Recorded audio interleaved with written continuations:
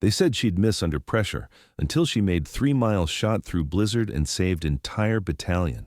This story begins at the U.S. Army Sniper School at Fort Benning, Georgia, where Staff Sergeant Lauren "Ghost" Hayes was completing her advanced long-range precision marksmanship evaluation. At 30 years old, Lauren had exceptional shooting skills, consistently hitting targets at 1,500 meters with sub-MOA accuracy, perfect scores on ballistics calculations, and an intuitive understanding of environmental factors that impressed even veteran instructors. But there was one problem that threatened to limit her deployment to the most challenging sniper operations. Lauren's accuracy degraded significantly under high-stress conditions and adverse weather. "Sergeant Hayes," said Master Sergeant Robert "Iceman" Thompson during her final stress evaluation at Fort Benning, "your marksmanship under controlled conditions is outstanding, but we've documented significant performance decline during simulated combat stress and severe weather scenarios. Elite sniper operations require absolute precision when everything is going wrong." Lauren stood at the 1,500-meter firing line, her custom .338 Lapua Magnum rifle steady on its bipod as instructors monitored her performance through high-powered spotting scopes. "Master Sergeant, the performance variations are temporary adaptations. I'm developing techniques that will allow me to maintain precision even under extreme stress and weather conditions." Colonel Patricia "Steelshot" Martinez, Commandant of the Army Sniper School, reviewed Lauren's evaluation data with obvious concern. "Hayes, special operations snipers are often deployed in the worst possible conditions: blizzards, sandstorms, combat zones where a single missed shot means mission failure and American casualties. Your weather sensitivity could be a fatal liability." Sergeant First Class David "Eagle Eye" Rodriguez, Lauren's primary marksmanship instructor, had mixed feelings about her readiness for elite operations. "Lauren, your technical knowledge of ballistics and environmental factors is superior to most graduates, but sniping isn't just about knowledge. It's about maintaining that precision when you can barely see your target and enemy rounds are landing around your position." But Lauren had studied the relationship between environmental conditions and long-range shooting extensively, and she believed her sensitivity to weather patterns could actually be turned into an advantage. "Sergeant, with respect, I think my weather awareness is actually superior to other snipers. I'm not struggling with adverse conditions. I'm learning to read them more completely and use them tactically." 6 months later, Lauren's theories would be tested in the most challenging circumstances imaginable during Operation Arctic Shield. The 2nd Battalion, 75th Ranger Regiment, had been deployed to the remote Alaskan wilderness, where intelligence indicated enemy forces had established a sophisticated command center threatening critical infrastructure throughout the region. The mission had gone catastrophically wrong when an unexpected blizzard separated the battalion into isolated elements across a 20-mile area of rugged terrain. Enemy forces, using the storm as cover, had surrounded Alpha Company, 120 Rangers trapped in a defensive position with limited ammunition and no possibility of conventional air support or extraction. "Sergeant Hayes," announced Colonel Martinez during the emergency briefing at Alaskan Air Force Base, "you're being deployed as sniper team leader for emergency rescue Operation Whiteout. Alpha Company is pinned down 3.2 miles from the nearest position where you can establish overwatch. The enemy commander directing the attack is in a hardened position that requires precision engagement beyond anything we've attempted in these weather conditions." Lauren studied the tactical maps and meteorological data with the intense focus that had characterized her entire approach to marksmanship. The blizzard was a massive Arctic storm system with 60-plus miles per hour winds, horizontal snow, and visibility reduced to near zero. The required shot distance of 3.2 miles was at the absolute limit of even the most advanced sniper systems, and the weather conditions made it seem impossible. Master Sergeant Thompson, who had flown in from Fort Benning specifically for this operation, remained deeply skeptical about Lauren's assignment to such a critical mission. "Hayes, this isn't a training exercise. You'll be attempting a shot that pushes the boundaries of physics, in weather conditions that would challenge the most experienced snipers with the lives of 120 rangers depending on your precision. But Lauren had spent months since graduation developing techniques specifically designed for extreme weather operations. Master Sergeant, I've studied Arctic ballistics and developed shooting methods that can actually use severe weather conditions for enhanced accuracy. The key is reading the storm patterns and timing the shot accordingly. The mission launched at 0200 hours as the blizzard reached peak intensity.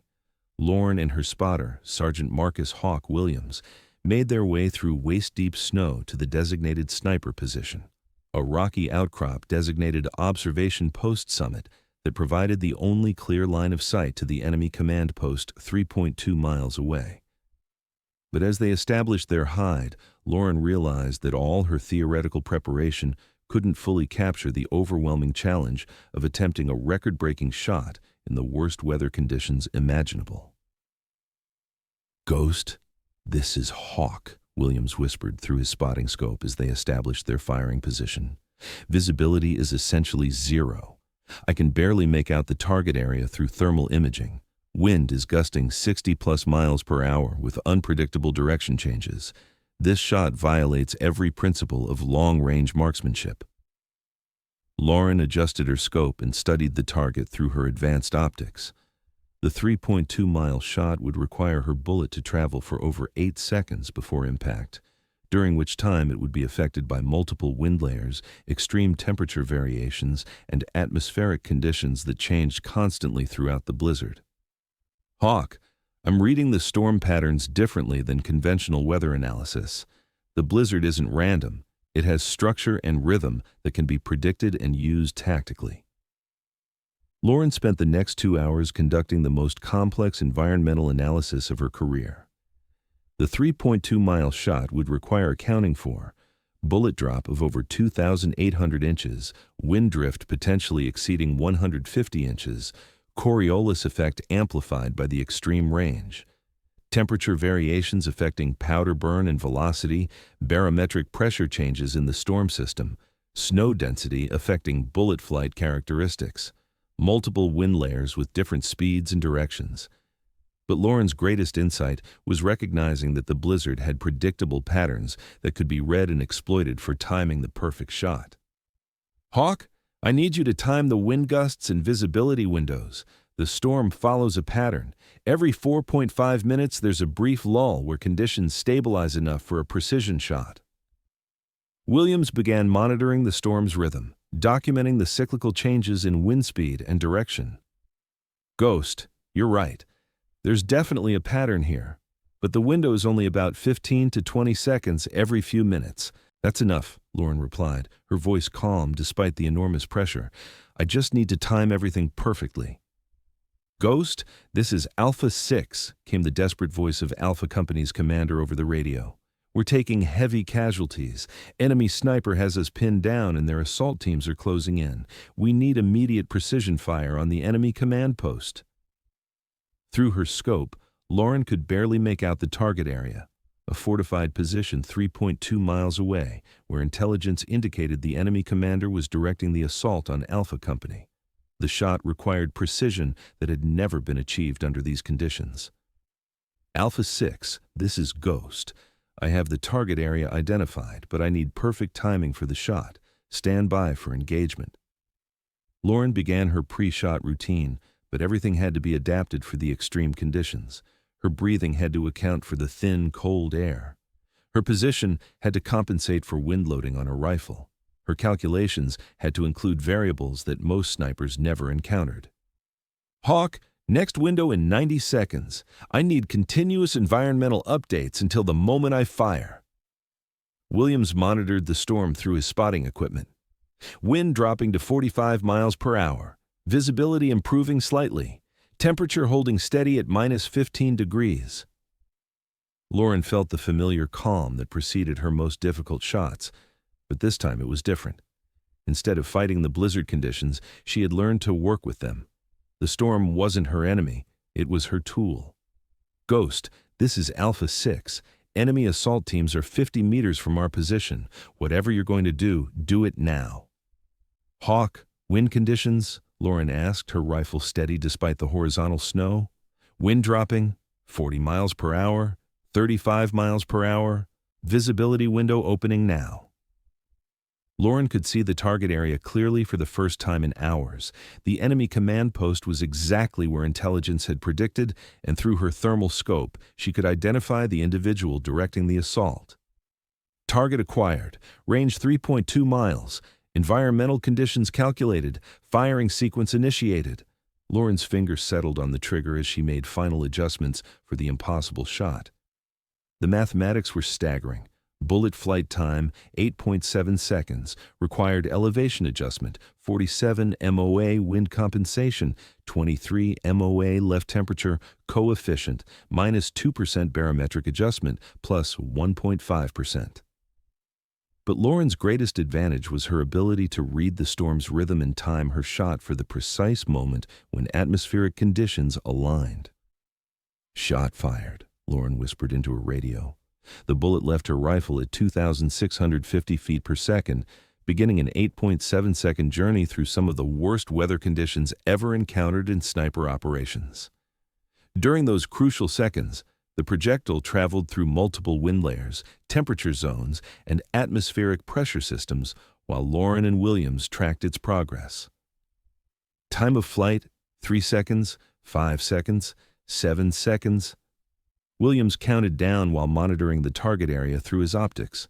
At exactly 8.7 seconds after Lauren fired, the bullet struck the enemy command post with devastating precision. The target was eliminated instantly, and the psychological effect on the attacking forces was immediate and dramatic. "Target down!" "Confirmed hit," Williams shouted. "Ghost." That was the longest confirmed kill shot ever recorded, 3.2 miles through a blizzard. But the true measure of Lauren's success wasn't just the record-breaking shot, it was the immediate tactical impact.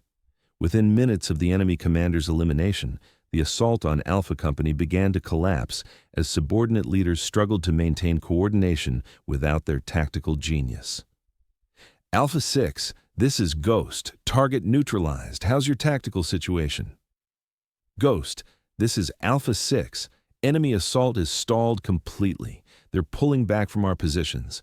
Whatever you did, it worked. 120 Rangers are going home tonight because of that shot."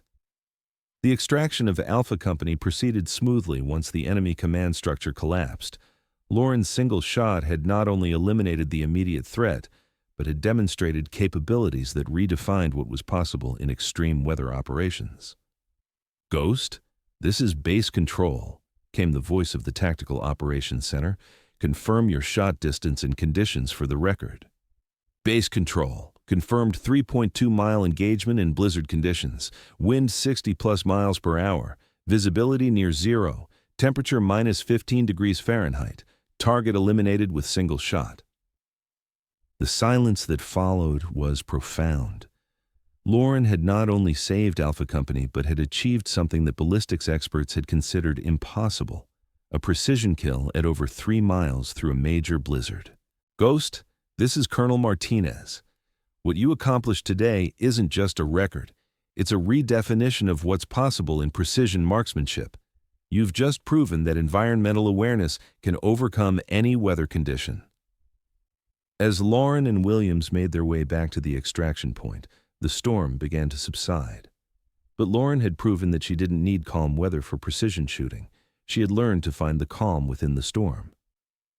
"Hawk," Lauren said as they packed their equipment, "do you understand what happened here?" "You made an impossible shot and saved 120 lives," Williams replied. "More than that," Lauren continued, "I proved that the weather isn't the enemy of precision shooting.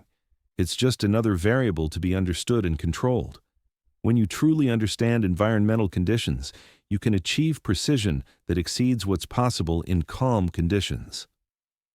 Lauren's 3.2-mile shot through blizzard conditions became the longest confirmed sniper kill in military history, breaking the previous record by over 800 meters.